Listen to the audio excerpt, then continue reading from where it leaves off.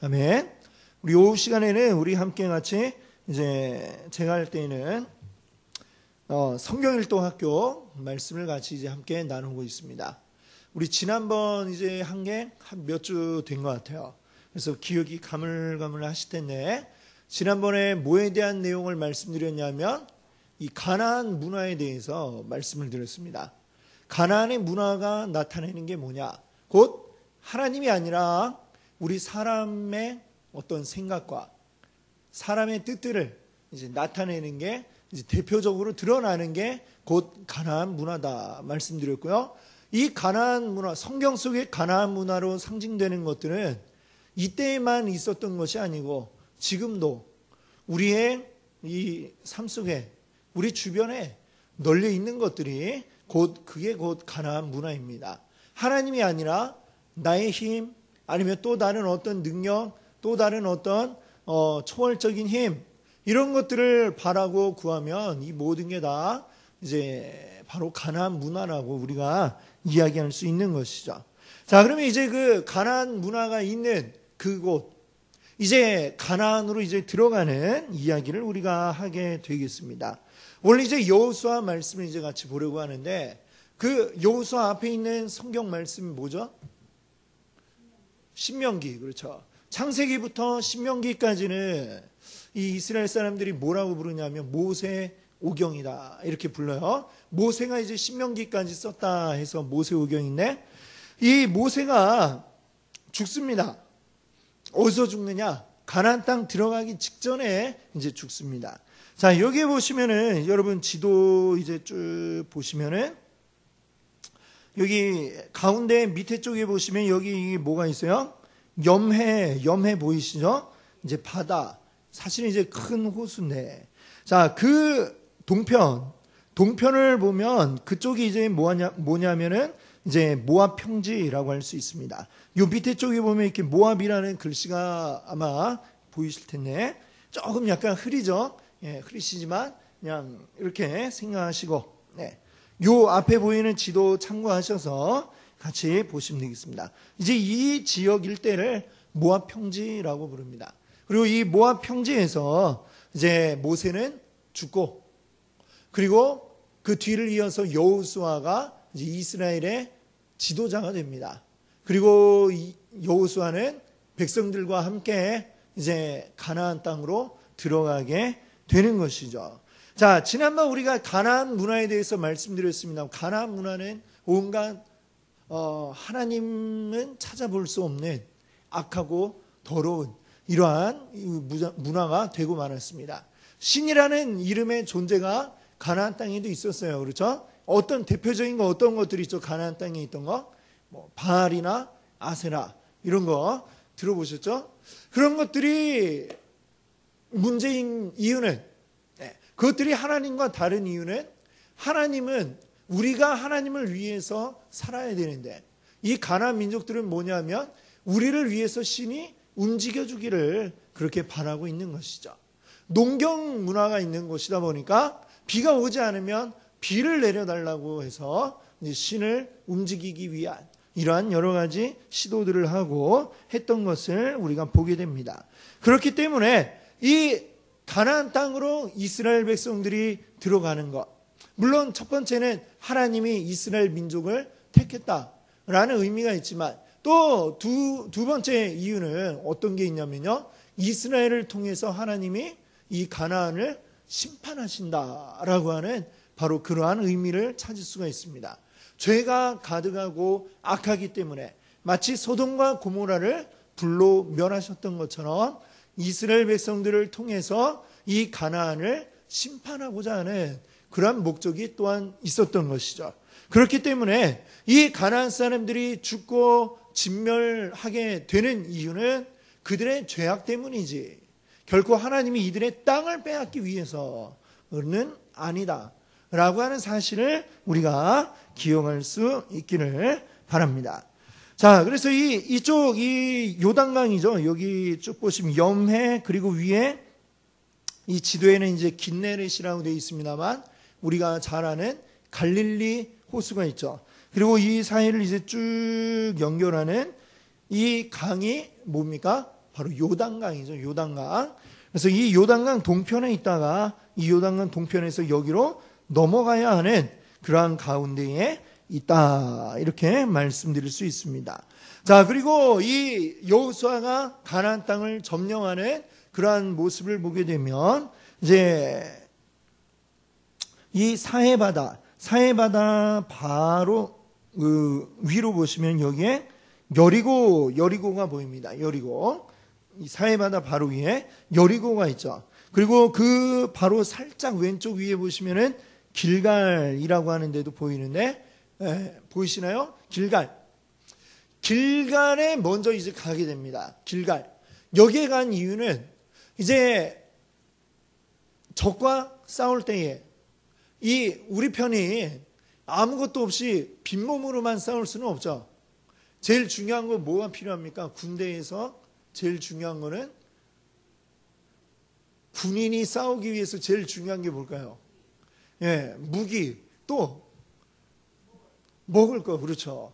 아무리 훈련을 잘 받은 군대도 먹을 게 없으면 싸울 수가 없죠. 그러니까 무기와 또 여러 가지 양식 이런 것을 쭉 공급해야 할 이러한 기지가 있어야 되는 겁니다. 그래서 이제 가나안으로 딱 들어가서 요단강을 건너서 제일 먼저 이제 딱 이제 진을 형성하고 있었던 곳이 어디냐면 길갈이라고 하는 것을 우리가 볼 수가 있습니다. 바로 여기죠. 길갈에 이제 베이스 캠프를 말하자면 딱 차려놓은 거예요.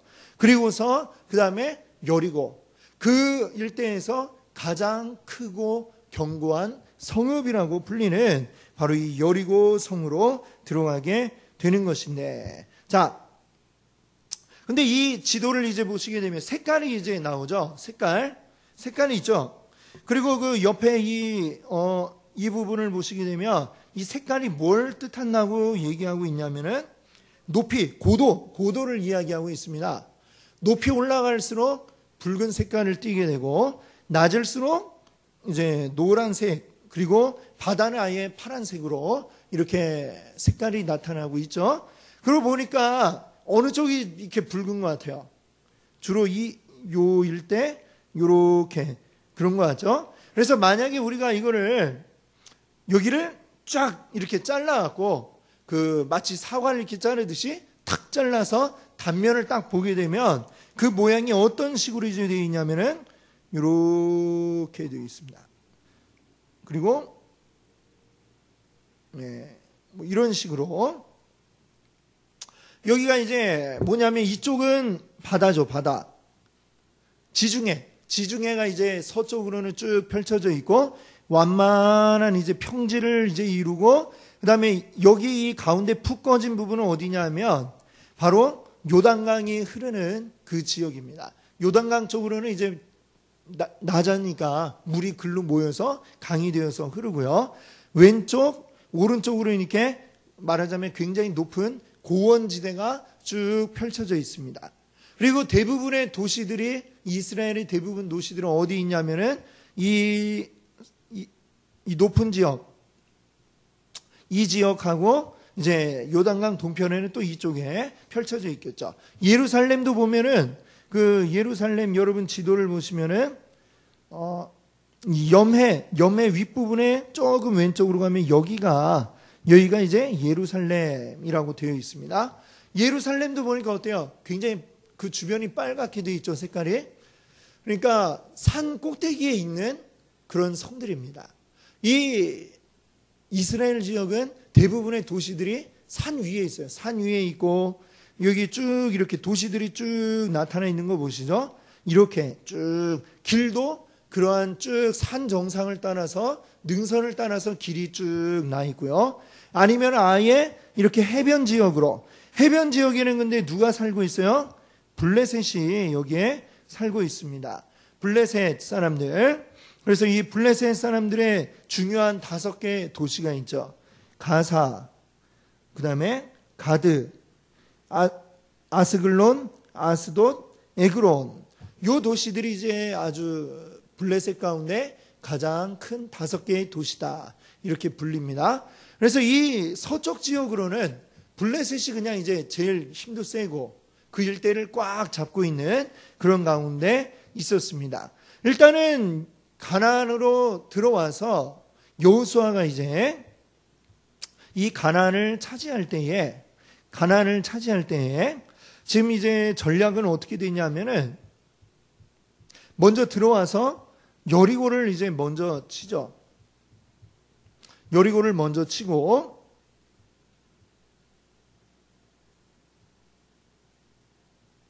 여리고가 여기 있다고 그랬죠. 여기 여리고가 있습니다. 길갈에다가 진을 친 다음에 여리고 성을 점령하는데, 여리고는 어떤 곳이냐면 굉장히 성이 크고 튼튼한 이런 성입니다. 여러분 그 만리장성 혹시 가보신 분, 갔다 오신 분 안 계신가요? 사진으로는 본 적이 있다 하시는 분, 사진이나 뭐 TV에 나온 건 본 적 있으시죠? 보면은 어떻습니까? 성인데 그것도 성이잖아요. 근데 굉장히 좌우폭이 넓죠. 그렇지 않던가요? 보면은 굉장히 넓어갖고 차도 다닐 수 있을 것 같아요. 그런 정도의 넓이를 가지고 있더라고요. 저도 안 가봤습니다만 TV에 보니까 그렇더라고요. 근데 이 여리고 성도 어떤 정도냐면 성벽 위에 성을 이렇게 쭉 네모나게 둘렀다라고 한다면 그 위로 전차가 다닐 수 있을 정도로, 전차가 다닌다는 얘기는 굉장히 폭이 넓다는 얘기죠. 그 넓은 정도로 굉장히 두텁게 성벽을 쌓아놨다라고 하는 얘기입니다. 그렇기 때문에 이 여리고성은 사실 그 웬만한 적들이 와갖고는 이 성을 무너뜨린다는 건 힘들고, 정상적인 방법으로는 공격에서 이기기는 거의 불가능에 가까운 그런 성이었다, 이렇게 이야기할 수가 있습니다.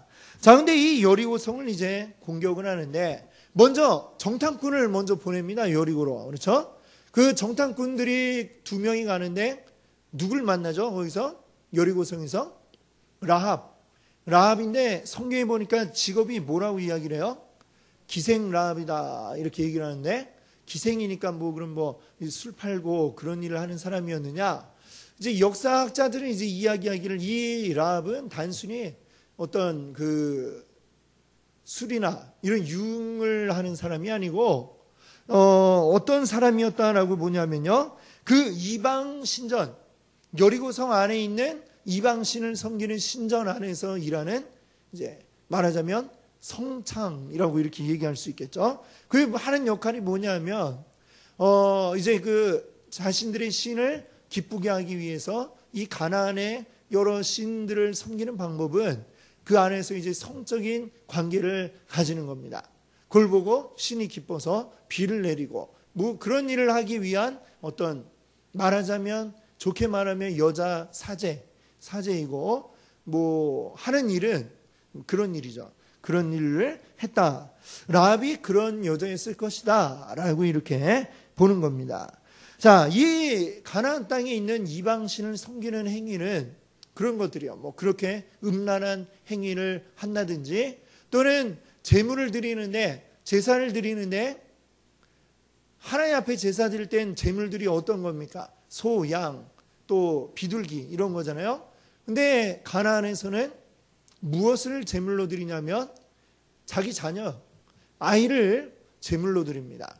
가장 이제 처음 태어난 자기의 뒤를 이을 후사, 그런 아이를 드리면 신이 더 기뻐한다, 이렇게 생각해갖고 자기 그 모든 걸 물려받을 그 첫째 아이를 그렇게 제물로 드린다든지 하는 그런 일들이 많았죠. 그 풍습이 계속 근데 사실은 가나안에 이스라엘이 정착한 이후에도 남아 있어서, 이 뒤에 선지서 같은 데 보면 흰놈의 아들 골짜기 이런 얘기 나오는 거 들어보신 적 있죠? 이사야서, 예레미야서 이런 데 보면 흰놈의 아들 골짜기가 나오는데, 거기가 어떤 곳이냐면 이 아이들을 불태우고 그 아이들의 유골을 항아리에 넣어서 보관해 두는 그러한 골짜기, 그런 데를 이제 흰놈의 아들 골짜기라고 불렀습니다. 바로 그러한 이 가나안의 여러 문화들을 보면 이렇게 온갖 인간의 그 욕심과 이걸 위해서 아주 퇴폐적이고 음란하고, 그리고 엽기적인, 그렇죠? 자기 자녀를 그렇게 불에 태워 죽이는 이런 일들이 그냥 일상적으로 일어났던 곳이 가나안이다라고 하는 거죠. 하나님의 심판으로 지금 이 이스라엘이 들어가는 것이라는 것을 기억해야 되겠습니다. 자, 그런 일들을 행하던 라합이 소문을 들은 거죠. 어떤 소문을 들었어요? 이스라엘 민족에 대한 소문을 들었습니다. 그들이 애굽에서부터 어떻게 나왔고, 그리고 홍해 바다를 어떻게 건넜고, 그리고 그들이 이 가나안으로 들어오는데 모압과 여러 그 족속들을 어떻게 무찌르고 올라오고 있는가. 그 이야기를 들었을 때에 이 라합의 고백은 뭡니까? 이 모든 가나안 사람들의 간담이 다 녹아내렸다. 간담이 뭐죠? 사실 이 간이라고 하는 게 우리 그 뭐와 관련이 있다고 생각해요. 간이 콩알만해졌다. 이런 표현이 있잖아요. 그렇죠? 예, 어떨 때 간이 콩알만해집니까? 깜짝 놀랄 때, 그리고 겁을 먹었을 때, 그렇죠? 그리고 막 너무 용기가 있을 때는 또 우리가 뭐라고 그래요? 간이 배 밖으로 나왔다. 뭐 이런 얘기 하잖아요. 그렇죠? 이 간담이 녹았다. 이 얘기는 완전히 다 용기를 잃어버렸다는 그런 의미죠. 지금 완전히 우리는 다 지금 제정신이 아닙니다. 지금 이스라엘이 몰려오고 있다는 얘기만으로도 이미 이 여리고 성의 모든 사람들은 간담이 녹아내리고 우리가 어떻게 살 수 있을까 겁을 집어먹고 있는 상태다라는 걸 라합이 이야기를 해주죠. 그 이야기를 들었을 때 이 정탐꾼들은 역시 하나님 일하고 계시구나. 이미 이들의 마음이 다 이미 졌구나. 전쟁할 때 제일 중요한 게 뭡니까? 무기도 중요하고 군대의 수도 중요하지만 더 중요한 건 군인들의 사기죠. 사기. 이미 싸워야 할 사람들이 이미 자기들은 패했다라고 생각하고 있으니까 이 싸움은 반드시 이기겠다라고 하는 확신이 있었죠. 자, 그래서 이제 그 돌아온 정탐꾼들, 라합의 도움을 받고 돌아온 정탐꾼들이 가서 이야기를 하고 이제 여리고성을 치러 오는데, 여리고성을 치는 방법도 우리가 생각하는 일반적인 싸움의 형태가 아니었습니다. 하나님이 하라고 하신 그대로 했어요. 어떻게 했죠? 하루에 한 바퀴씩 여리고성 주위를 돕니다. 7일 동안 돌다가 7일째는 7바퀴를 모든 백성이 돌죠. 돌고 나서 어떻게 합니까? 제사장이 나팔을 불고 거기에 따라 백성들이 와 하고 함성을 지르니까 어떻게 됐어요? 성이 무너졌어요. 와, 놀랍지 않습니까? 그들이 아무리 돌아도 성이 어떻게 무너지겠습니까? 1000번, 10,000번을 돌아도 3년을 돌아도 무너질 수가 없죠.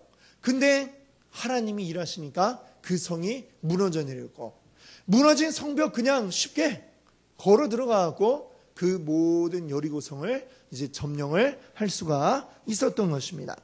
자, 이제 그 다음에 이제 그 여리고성을 치고 그 다음에 어디로 가느냐 하면은 아이성이 있는데요. 여기에는 보니까 이 지도에는 아이성은 안 나오더라고요. 아이성은 좀 작은 성이었어요. 여호수아도 그래갖고 처음에 얕잡아 보고 우리가 사람 좀만 보내지 뭐 이 작은 성인데, 그랬다가 어떻게 됩니까? 전쟁에서 패하죠. 예.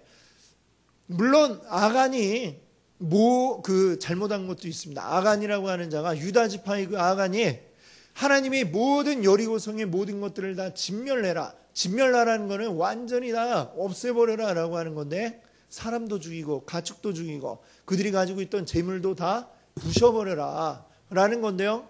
이 아간이 몰래 아깝다 하면서 챙겼죠. 아무도 본 사람은 없는데 하나님이 알고 계셨습니다. 그것 때문에 이 아이성 전투에서 패합니다. 자, 그것도 있지만 여호수아도 좀 마음이 좀 느긋해져 갖고 이 정도 작은 성이야 하고 좀 얕보는 마음이 있었던 것 같아요.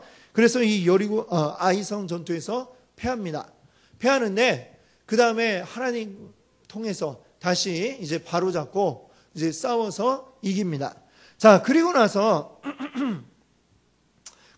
이제 계속해서 이렇게 싸움을 해나가죠. 지금 이렇게 여기 모압 평지에서부터 건너와서 여리고와 또 아이성과에서 동에서 서로 이렇게 쭉 전진을 해나갑니다. 자, 그 다음에 이제 제일 두려운 성이 어디냐면 제일 큰 성이 어디냐면 바로 여기에 기브온이라고 하는 데가 나오죠. 기브온. 이 기브온 사람들이 이야 큰일 났다. 그 다음은 우리 차례인데 이제 어떡하지? 분명히 저 여리고성이 아이성이 이렇게 망하는 것을 보니까 우리도 그대로 있다가 우린 다 죽은 목숨이구나. 그래서 꾀를 씁니다. 어떻게 꾀를 쓰는 거예요? 우리가 멀리서부터 온 것처럼 이스라엘의 소문을 듣고 우리 평화조약을 맺으러 온 것처럼 그렇게 꾸미자라고 이야기합니다. 그리고 이제 이 사람들이 오래된 떡 그리고 낡은 신발 또 낡은 옷 이런 것을 입고 사실은 바로 옆이잖아요. 기본이 여기고 지금 여기 있는데 길갈에 있는데 자 여기가 먼 거리가 아닌데요. 그런데 이들이 그렇게 멀리서부터 온 것처럼 꾸며가지고 이제 오는 겁니다. 기본 사람들이 탁 와갖고 우리 멀리서부터 왔는데요. 우린 당신들과 평화롭게 지내고 싶습니다. 이렇게 얘기를 하죠. 그래서 그러자고 했어요. 그러고 이제 그 다음 성을 이제 치러 딱 갔는데 거기가 기본이었는데 가보니까 어제 평화조약 맺었던 사람들이 딱 나와갖고 어서 오세요 하고 환영을 하고 있는 거죠. 우리가 속았구나. 자, 속았지만 어떻게 합니까? 이미 하나님의 이름으로 다 약속을 했으니까 그 약속을 받아들이고 이제 이들을 멸하지 않기로 합니다. 대신에 이제 성전에서 물 깃고 나무 패고 하는 그런 좀 약간 비천한 신분으로 이들이 이스라엘 가운데 거하도록 되죠. 근데 그렇게 해서라도 기브온 사람들은 사는 게 낫다 생각을 해서 그렇게 기꺼이 이제 이스라엘 백성들의 일을 도와주는 사람이 되기로 했습니다. 자, 그러고 나서 이제 보니까 자, 이제부터는 요 가나안 남쪽 사람들하고 이제 싸움을 하게 됩니다. 이 남쪽 지역에 이제 사람들이 딱 보니까 이 기브온 이 녀석들이 우리를 배반해서 이렇게 생각이 되는 거죠. 우리가 힘을 합쳐 싸워도 지금 불안한데 너희가 배반을 해? 그래서 일단은 이스라엘하고 싸우기 전에 뭐부터 하기로 했느냐? 배신자부터 처단하자. 이렇게 한 겁니다. 그래서 배신자 이 기브온을 먼저 쳐들어가기로 남쪽에 5군데 중요한 큰 성의 왕들이 모여갖고 쳐들어온 거예요. 쳐들어오니까 기브온 사람들은 자기 혼자는 당할 수가 없잖아요. 감당할 수가 없으니까 이스라엘에게 도움을 청합니다. 그래서 여호수아가 또 듣고 그래 기브온은 이제 우리 사람이다. 도우러 가자 해서 와갖고 그 남부 지역의 5 왕들과 싸움을 하게 됩니다. 그래갖고 그 5 왕들을 다 멸하고 그들의 성읍을 차지하게 되는 거죠. 그렇게 해서 이제 이 남부 지역 전체는 아니지만 5군데의 아주 중요한 그 성들을 이제 차지함으로써 남부 지역은 가나안 남부 지역을 이제 평정하게 되는 거죠. 그 이야기를 들으니까 그 다음에 이 북부 지역의 사람들이 또 어떻게 했어요? 북부 사람들이 또 두렵잖아요. 남쪽 애들이 다 당했다더라. 이 이야기를 들으니까 안 되겠다. 우리도 힘을 모으자. 연합해서 우리 이스라엘과 싸우자. 이렇게 하게 되는 거죠. 그래서 북부 지역에서는 어느 왕이 이제 중심이 됐냐면 여기 갈릴리 호수 바로 위에 보시면은 쭉 바로 위에 올려보시면 하솔이라고 하는 그곳이 보입니다. 하솔왕 야빈이 중심이 되어가지고 이 북부 지역 왕들이 연합을 해서 이스라엘을 쳐들어오죠. 싸움을 합니다. 이 여호수아가 이기죠. 그 왕들을 다 무찌르고 그들이 차지하고 있는 나라들을 다 차지하고 해서 이 가나안 북부 지역을 이제 딱 또 평정을 하게 되는 겁니다. 이렇게 해갖고 가나안 남부, 북부, 중부 이렇게 전부 다 이제 이스라엘의 중요한 곳은 이제 전부 다 차지를 하게 되는 것이죠. 그렇게 해서 이제 여호수아서는 그렇게 일단락이 되고 그 다음에 이 가나안 땅들을 이제 분배하게 되는 이러한 과정이 나오게 됩니다.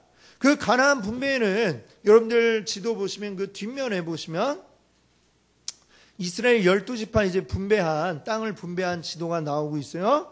여기 보시면 이제 그 이스라엘이 땅 분배받을 때에 요단강 동편, 여기가 요단강이죠. 갈릴리 그리고 염해, 사해를 연결하는 이 요단강 동쪽 땅에 세 지파가 땅을 분배를 받습니다.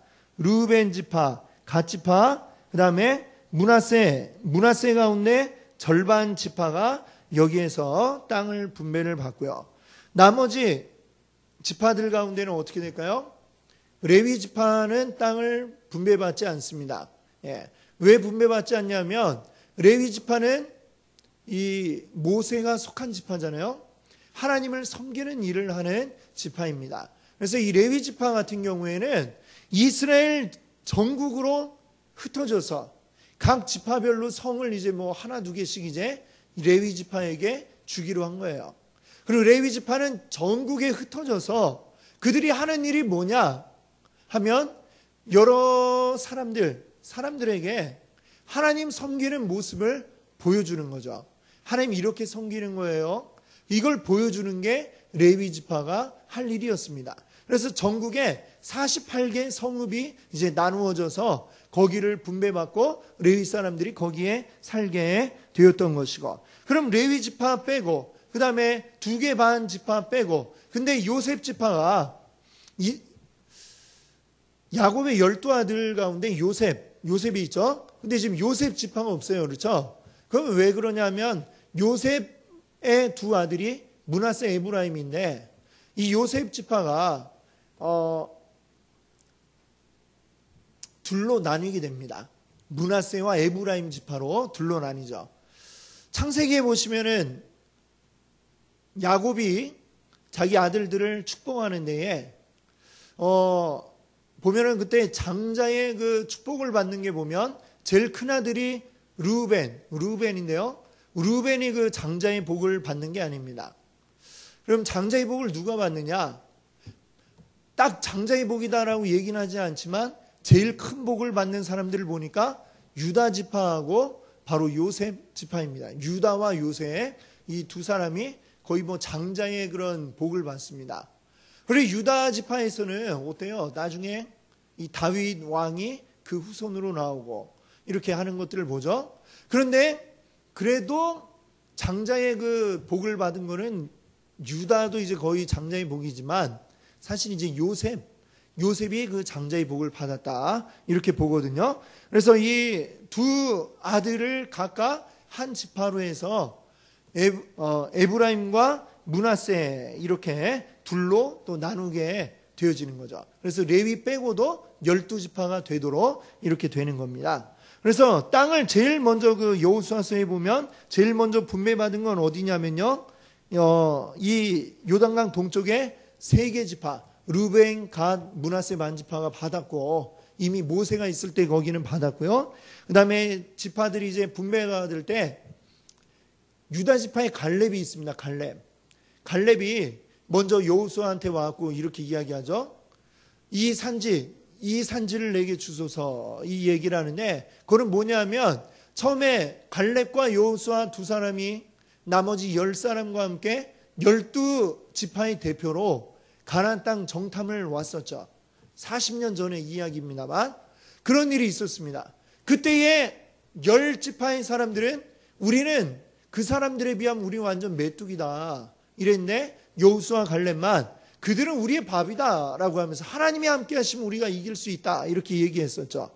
근데 그 10지파 사람들이 왜 그렇게 질려가지고 우리는 완전 메뚜기야 그 사람들에 비하면 이 얘기를 했냐면 그들이 거기에서 어떤 사람들을 봤냐면 아낫 자손들을 봤는데 이 아낫 자손들이 살고 있는 땅이 어디냐면 바로 헤브론입니다. 헤브론. 그 사람들은 굉장히 다른 사람들보다 키가 크고 굉장히 무시무시한 사람들이었어요. 그 사람들을 딱 보는 순간 그냥 질려버린 거예요. 우와, 어떻게 싸워? 완전 최홍만 앞에 우리가 그냥 딱 서갖고 싸우려고 하면 상대가 되겠습니까? 최홍만이 이렇게 우리 머리만 딱 붙잡고 있어도 우리가 아무리 때리려고 해도 상대할 수가 없겠죠. 그것처럼 느낀 겁니다. 그래갖고 우리는 못 가. 우린 거기 가면 죽어. 이렇게 얘기를 했던 건데 이 갈렙이 지금 이제 40년이 지나서 가나안 땅을 다 정복하는 이 싸움을 마치고 나서 땅 분배받을 때 뭐라고 얘기했냐면 그 땅을 나에게 달라라고 얘기한 거죠. 이게 욕심 욕심을 내갖고 좋은 땅 주세요. 이렇게 얘기한 게 아닙니다. 그렇죠? 거기는 아무도 가고 싶어 하지 않는 땅이었어요. 왜? 거기는 어마어마하고 무시무시한 사람들이 살고 있기 때문에 아무도 제발 우리는 거기가 안 됐으면 하고 이렇게 눈치 보고 있는데 이 갈렙이 가갖고 그 땅은 내 땅이다. 나에게 달라. 이렇게 얘기를 한 겁니다. 이 갈렙이 솔선수범한 거죠. 사람들 앞에 내가 그 땅을 차지하겠어.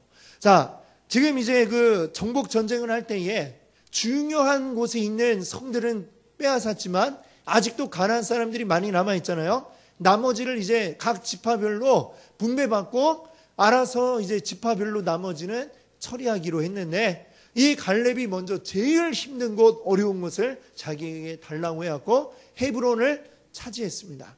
싸움에서 이겼죠. 그리고 그 곳에 이제 살아가죠. 그래서 이제 유다 지파가 그쪽에 땅을 분배를 받습니다. 그래서 여기 이 지도에 보시면은 유다 지파하고 헤브론 이렇게 되어 있죠. 여기가 이제 유다 지파의 제일 중심지가 되는 것이죠. 자, 그리고 나서 시므온 지파가 있는데 이 시므온 지파는 사실상 이스라엘 역사 가운데서 이 이후로는 이름이 나오질 않습니다. 분배받은 이후로는. 이때에도 이미 사람이 아마 숫자가 적고 힘이 제일 약했던 지파였던 것 같아요. 그래서 다른 땅을 분배받지 못하고 시므온은 어떻게 했냐면 유다 지파 땅이 넓으니까 그 한쪽 귀퉁이 우리에게 주세요 해갖고 시므온이 어디 있어요? 제일 남쪽에 여기에 땅을 분배받게 되는 것이죠. 그렇죠? 자, 그 다음에 이 아까 말씀드린 것처럼 이 서쪽으로 해안가 지역은 어떤 땅이냐면 블레셋 사람들이 이제 살고 있는데 블레셋 사람들은 워낙 강력해갖고 참 이기기가 쉽지가 않았습니다. 그리고 나중에 이제 우리가 사무엘서를 보면 나오지만 사울 왕이 블레셋 사람들과 싸우는데 칼을 가지고 있는 철로 된 칼을 가지고 있는 사람이 이스라엘의 사울 왕하고 그 아들 요나단 두 사람밖에 없었다는 얘기가 나와요. 무슨 얘기냐면 이때는 지금 이제 철기 문명이 막 보급되던 이런 시기입니다. 블레셋은 사실은 여기 토박이들이 아니고요. 배를 타고 다른 데서 이주해 와서 여기에 정착한 사람들이에요. 그러니까 이 해안에 이제 그들 도시가 있죠.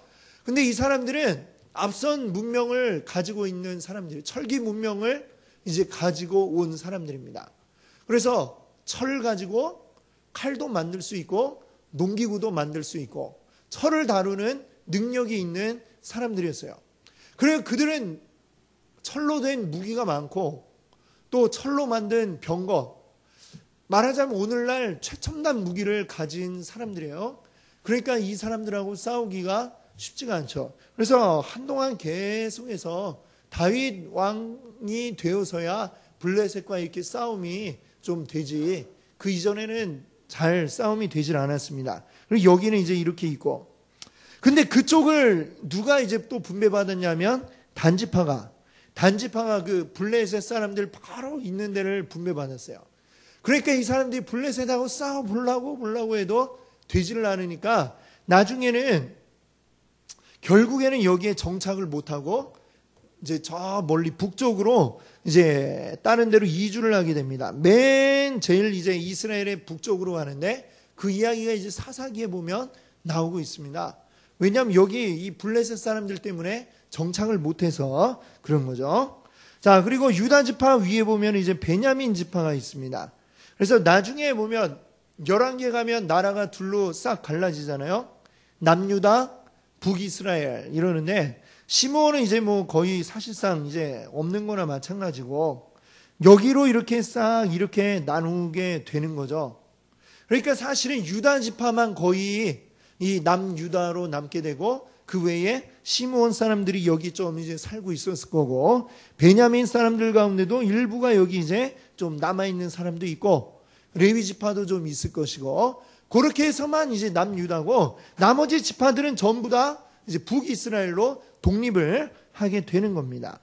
자, 거기에 보면 이제 에브라임, 아까 요셉의 아들인 에브라임, 그리고 에브라임 바로 위로 문하세가 있고요. 문하세는 여기 이제 절반 지파가 있고 요단강 동쪽에 또 절반 지파가 또 있고요. 이렇게 되죠.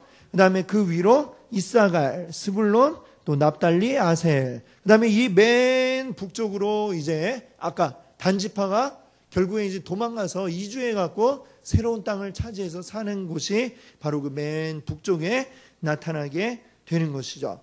그래서 우리가 이 앞으로 사사기에서도 보면 이것을 보면 사사기에 그 어느 동네 사람인가를 보면 이 사람이 어느 지파 사람인가 이게 이제 나오죠. 그런 것을 우리가 이 지도를 보면 우리가 이해를 쉽게 할 수 있습니다. 그래서 이 지도들을 또 여러분들 잘 기억하셔서 앞으로도 계속 성경 읽을 때 참고를 해주시고, 그래서 이제 그렇게 땅을 분배받은 걸로 여호수아서가 끝이 나게 되고요.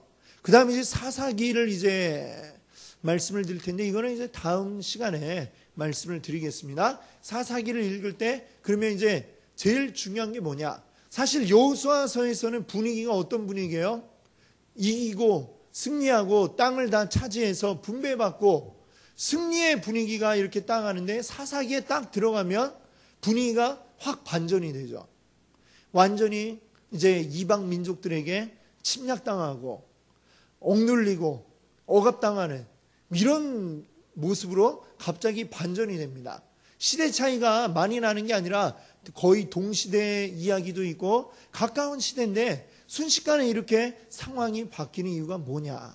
요걸 이제 우리가 다음 시간에 한번 같이 말씀을 나누어 보도록 하겠습니다. 우리 기대해 주시고 함께 같이 우리 기도하겠습니다. 할렐루야. 사랑의 하나님, 오늘 또 우리 하나님의 말씀 같이 생각합니다. 주의 말씀 성경이 우리에게 주는